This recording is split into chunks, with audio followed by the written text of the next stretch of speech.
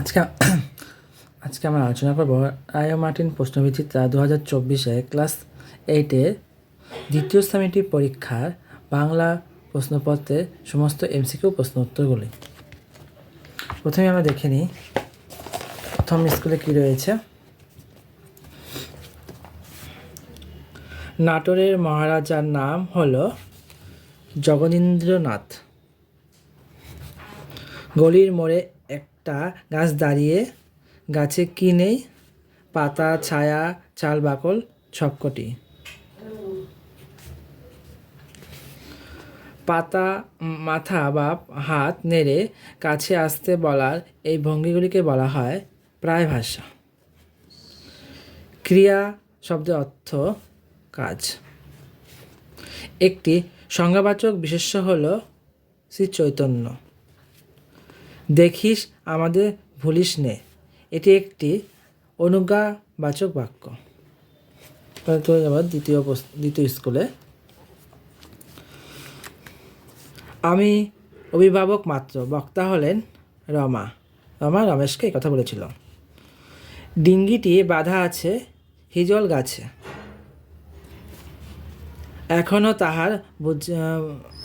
এখনো তাহারা বোঝেনি হেতায় মানুষ বসত করে।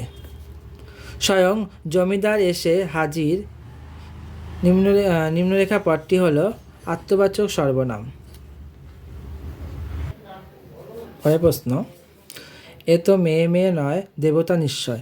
নিম্নরেখা পদটি হল আলংকারিক অব্যয়। তো হলো আলংকারিক অব্যয়।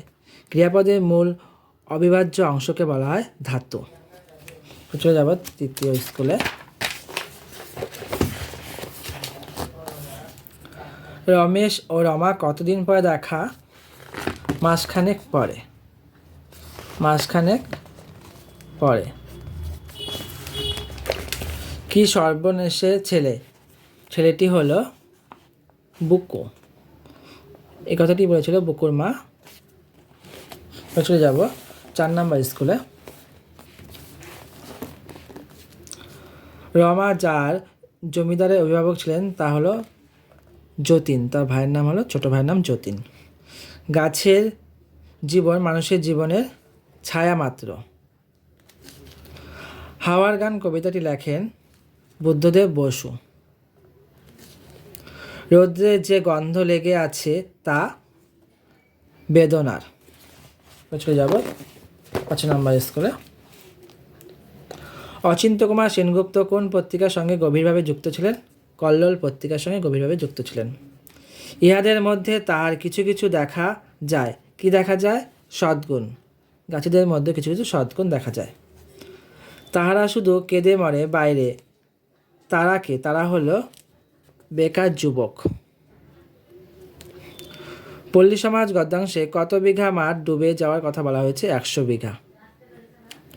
তুমি ড্যাশ পাশে এসে দাঁড়াও, তুমি মানুষের পাশে এসে দাঁড়াও।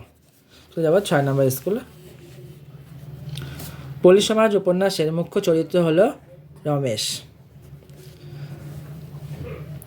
পাড়াগার দুপোহর ভালোবাসি কবিতায় কোন নদীর কথা আছে?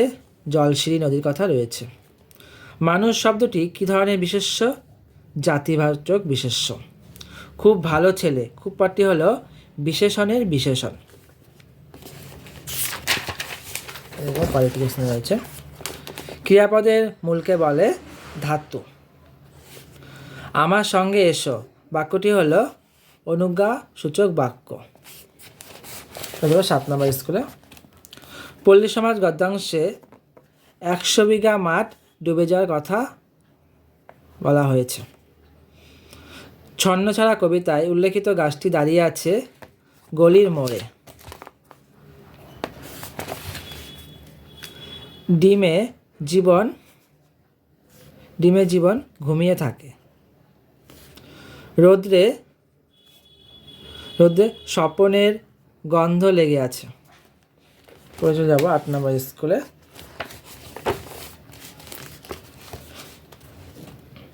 দাঁড়াও কবিতাটি, দাঁড়াও শব্দটি কতবার ব্যবহার হয়েছে? 9 বার।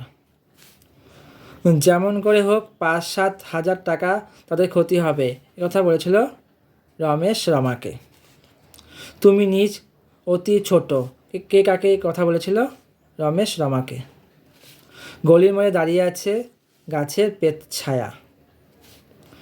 বৃক্ষ শিশু নিরাপদে নিদ্রা যায় বীজের কঠিন ঢাকনার মধ্যে।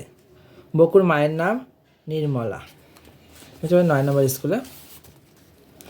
সত্যি তো অসময়ে এসে পড়ে কাজের ক্ষতি করে দিলাম। উদ্ধৃতাংশটির বক্তা হলেন ছেনু মাসি। বড় মানুষ তুই সরে যা। বড় মানুষটি হলেন এখানে আকবর। ড্যাশ ফেটে বয়ে যায় এই গান। বিশ্বের বুক ফেটে বয়ে যায় এই গান। পাড়াগায় দুপহর ভালোবাসি শীর্ষক কবিতাটি যে কাব্যগ্রন্থ থেকে না অন্তর্ভুক্ত তা হলো রূপসী বাংলা। ক্রোধ আমাদের চরম শত্রু। এখানে ক্রোধ যে ধরনের বিশেষ্য তা হলো ভাববাচক বিশেষ্য। চলে যাবো লাস্ট স্কুল 10 নম্বর স্কুলে এমসিকিউ। কোন পত্রিকার সঙ্গে অচিন্ত্য কুমার সেনগুপ্ত ঘনিষ্ঠভাবে জড়িত ছিলেন? হলো কল্লোল। মানুষের এই ফাঁদ পাতা ভুবনে কবি মানুষের পাশে কিসের মতো এসে দাঁড়াতে বলেছেন? পাখির মতো। নিজেই তো দুপুরবেলা ড্যাশ করে বললে সব সময় সত্যি কথা বলবি, কারো কাছে কিছু লুকোবি না। শূন্যস্থানে পূরণ করো। শূন্যস্থানে কী বলবে? 100 বার করে বললে। নিজেই তো দুপুরবেলা 100 বার করে বললে। বৃক্ষ শিশুটি মাটিতে ঢাকা পড়ে যাবার ফলে কিসের হাত থেকে সে রক্ষা পেল? শীত ও ঝড়ের হাত থেকে। এই তো মেয়ে নয় দেবতা নিশ্চয়। এখানকার পাঠ্য উদাহরণ হলো আলংকারিক অব্যয়। তোমার নাকি মেয়ে বিয়ে কি জাতীয় বাক্য? লগ্ন প্রশ্ন। তিনি আমাদের 7 গায়ের মাথা। মাথা শব্দটি এখানে কোন অর্থে প্রযুক্ত হয়েছে? প্রধান অর্থে। একটি আত্মবাচক সর্বনামের উদাহরণ হলো শিশুগণ দিয়ে মন নিজ নিজ পাঠে। নিজ নিজ হলো একটা আত্মবাচক সর্বনাম। আজ এখানে ভিডিওটা শেষ করছি। পরের দিন বাকি সব প্রশ্ন উত্তরগুলো নিয়ে আসবো।